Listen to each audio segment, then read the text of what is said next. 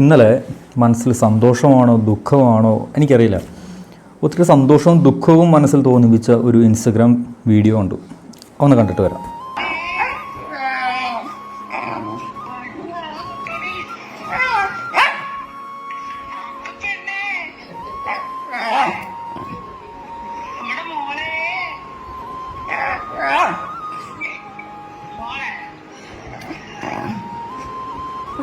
എന്താ ഫോൺ എടുക്കാൻ പോലെ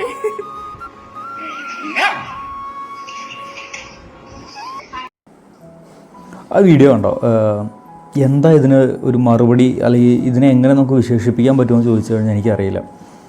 സ്നേഹത്തിന് മറ്റൊരു ഭാവമാണതല്ലേ. നമ്മുടെ വീടുകളിൽ നമ്മൾ സാധാരണ പെറ്റ്സായിട്ട് വളർത്താവുള്ള പട്ടിയും പൂച്ചയൊക്കെയാണ്. പൂച്ച ഇങ്ങനെ അത്ര ലോയലാണെന്ന് ചോദിച്ചു കഴിഞ്ഞാൽ അല്ല എന്ന് ഞാൻ പറയുള്ളൂ. അത് അതിൻ്റേതായിട്ടുള്ള കാര്യങ്ങൾക്ക് വേണ്ടി നമ്മുടെ അടുത്ത് വരും. നമ്മളൊന്ന് വിളിച്ചാൽ പോലും ചിലപ്പോൾ ചില പൂച്ചകൾ മൈൻഡ് പോലും ചെയ്തില്ല. പക്ഷേ ഈ ഒരു വിഭാഗം ഇതൊരു എക്സ്ട്രാ ഓർഡിനറി സ്പീഷീസ് ആണെന്നാണ് എനിക്ക് എപ്പോഴും തോന്നിയിട്ടുള്ളത്. കാരണം ഒരു വിളി വിളിച്ചാൽ എഴുന്നേറ്റ് വരാവുന്ന ആവത് അതിനുണ്ടെങ്കിൽ ഉറപ്പായിട്ടും അത് നിരങ്ങിയെങ്കിൽ നമ്മുടെ അടുത്ത് വരും. അതുപോലെ നമ്മളെ സംരക്ഷിക്കാനും കൂട്ടുകൂടാനും കൂടെ നടക്കാനും കളിക്കാനും ഒക്കെ ആയിട്ട്, പ്രത്യേകിച്ചും പ്രായമായ മാതാപിതാക്കളുള്ള വീടുകളിൽ, ഇപ്പോൾ നമുക്ക് യൂറോപ്യൻ കൺട്രീസിൻ്റെ കാര്യം നമുക്ക് എല്ലാവർക്കും അറിയാം. ഏതാണ്ട് നമ്മളുടെ ഇന്നത്തെ ഈ കേരള കോണ്ടെക്സ്റ്റിൽ നിന്ന് ഒത്തിരിയേറെ വീടുകളിൽ ഈ ഒരു സാഹചര്യം ഉണ്ടെന്നുള്ളതാണ് വലിയൊരു യാഥാർത്ഥ്യം.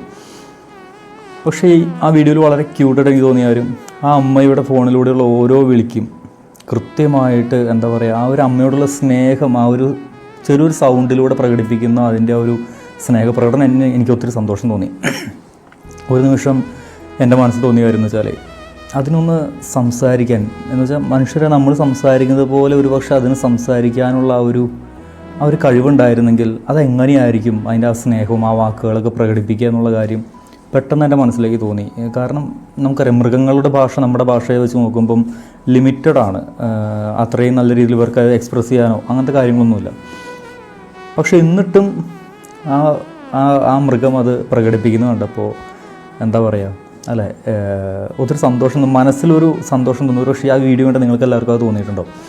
ഇനിയിപ്പോൾ ഇതിനകത്ത് ചിലപ്പോൾ കുറച്ചൊരു പണ്ടൊരു ദിവസം ഏതാണ്ട് 1.5 മാസം മുമ്പ് ഇതുപോലൊരു വീഡിയോ കണ്ടിട്ട് ഞാൻ ഇതുപോലൊരു റിയാക്ഷൻ ഇട്ടിട്ടുണ്ടായിരുന്നു. അന്ന് പേഴ്സണലായിട്ടും അല്ലാതെയും കമൻറ്റൊക്കെ ആയിട്ട് കുറേ പേര് പറഞ്ഞു, അച്ഛൻ സുവിശേഷം പറഞ്ഞാൽ പോരെ, എന്തിനാണ് ഇങ്ങനെ പട്ടിയുടെയും പൂച്ചയുടെയും ആനയുടെയൊക്കെ വീഡിയോ ചെയ്യുന്നതിനാണ്. ചില കാര്യങ്ങൾ നമ്മൾ മൃഗങ്ങളിൽ നിന്ന് പഠിക്കണം എന്നുള്ളതാണ് അതിൻ്റെ ഒരു യാഥാർത്ഥ്യം. സുവിശേഷം എന്ന് വെച്ചാൽ നമുക്കറിയാം, കർത്താവ് നൽകുന്ന ഒരു നല്ല വാർത്ത സുവിശേഷത്തിൻ്റെ അർത്ഥം. പഴയ നിയമത്തിൻ്റെയും പ്രവാചകന്മാരുടെ പ്രവചനത്തിൻ്റെയൊക്കെ പൂർത്തീകരണമായ ക്രിസ്തു ഭൂമിയിൽ വന്ന് നൽകിയതാണ് പുതിയ നിയമം, അല്ലെങ്കിൽ സുവിശേഷം. പക്ഷേ ക്രിസ്തു ഉപയോഗിച്ച ഭാഷയും ക്രിസ്തു ഉപയോഗിച്ച ഉദാഹരണങ്ങളും അടയാളങ്ങളും എല്ലാം തന്നെ പ്രകൃതിയിൽ നിന്നുള്ളതായിരുന്നു. പുല്ലും പാടവും മുന്തിരിയും ഒന്നും വേണ്ട, വയലും, ഇതെല്ലാമാണ് ക്രിസ്തു ഇതിനുള്ള ഉദാഹരണങ്ങളായിട്ട് നമുക്ക് ചൂണ്ടിക്കാണിച്ചത്. അങ്ങനെ ഒരു ക്രിസ്തുവിനെ നമ്മൾ ഫോളോ ചെയ്യുമ്പോൾ ക്രിസ്തു പറയുന്ന ഈ പ്രകൃതിയിൽ നിന്ന് പഠിക്കുക എന്ന് പറയുന്ന ഒരു സംഭവം തീർച്ചയായും നമ്മൾ പഠിക്കേണ്ടത് അത്യാവശ്യമാണ് എനിക്ക് തോന്നുന്നു. ക്രിസ്തു പറഞ്ഞതെല്ലാം പ്രകൃതിയിൽ നിന്നായിരുന്നു. ഒരു പക്ഷേ സുവിശേഷത്തിൻ്റെ ഏറ്റവും വലിയ നിയമം എന്ന് പറയുന്നത് പരസ്പരം സ്നേഹിക്കുക എന്നുള്ളത്. ക്രിസ്തു പറഞ്ഞ കൽപ്പന അത് മാത്രമേ ഉള്ളൂ. ഈശോ നമുക്ക് നൽകിയ കൽപ്പന ഇതാണ്, നിങ്ങൾ പരസ്പരം, ഞാൻ നിങ്ങളെ സ്നേഹിച്ചതുപോലെ നിങ്ങൾ പരസ്പരം സ്നേഹിക്കുവാൻ. ആ കൽപ്പനയിൽ മറ്റെല്ലാ കൽപ്പനകളും പഴയ നിയമത്തിൽ നമുക്ക് ലഭിച്ചിരിക്കുന്ന 10 കൽപ്പന അടങ്ങിയിട്ടുണ്ട്. അപ്പോൾ അതെല്ലാം ഈ പ്രകൃതിയുമായി ഒത്തിരിയേറെ ബന്ധപ്പെട്ട് കിടക്കുന്ന കാര്യങ്ങൾ. ക്രിസ്തു പഠിപ്പിച്ചതെല്ലാം പ്രകൃതിയുമായി ബന്ധപ്പെട്ട് പ്രകൃതിയുമായി ഇണങ്ങി നടന്ന കാര്യങ്ങളായിരുന്നു. ഒരു പക്ഷേ നമ്മളിന്ന് അകന്നുകൊണ്ടിരിക്കുന്നതും ഈ പ്രകൃതിയിൽ നിന്നാണ്. പ്രകൃതി പഠിപ്പിക്കുന്ന കാര്യങ്ങൾ, പ്രകൃതിയിൽ നിന്ന് പഠിക്കാനുള്ള കാര്യങ്ങളൊക്കെ പലപ്പോഴും നമ്മൾ മറന്നു പോകുന്നുണ്ട്, അവഗണിക്കുന്നുണ്ട്. ഇപ്പോൾ ചിലരുടെ മനസ്സിലൊക്കെ ചിലപ്പം ആ ഒരു വീഡിയോ കൊണ്ട് പോകുന്നുണ്ട്, ഈ പട്ടിയിൽ നിന്ന് എന്ത് പഠിക്കാനാ എന്ന് ചിന്തിച്ചിട്ടുണ്ടോ? പഠിക്കാനുണ്ട്. അതാണ് ക്രിസ്തു പറയുന്നത്. ഓരോ ജീവിയിൽ നിന്നും ഓരോ വസ്തുവിൽ നിന്നും നമുക്ക് പഠിക്കാനായിട്ടുണ്ട്. അപ്പോൾ ഒരു ക്രൈസ്തവ ആത്മീയത എന്ന് പറയുന്നതും ക്രിസ്തുവിൻ്റെ കണ്ണുകളിലൂടെ ലോകത്തെ കാണുക എന്നുള്ളതാണ്. ഞാൻ എപ്പോഴും വിശ്വസിക്കുന്ന ഒരു കാര്യമുണ്ട്. പഴയ നിയമത്തിൽ ഉൽപ്പത്തി പുസ്തകം 1-2 അധ്യായങ്ങൾ ഓരോ ദിവസത്തെയും സൃഷ്ടികർമ്മത്തിന് ശേഷം അവിടെ എഴുതി വച്ചിരുന്ന വചനം എന്ന് പറയുന്നത് എല്ലാം നല്ലതെന്ന് ദൈവം കണ്ടുവന്നാണ്. ദൈവത്തിൻ്റെ കണ്ണുകളിലൂടെ നോക്കുമ്പോൾ മാത്രമാണ് എല്ലാം നല്ലതെന്ന് കാണുന്നത്.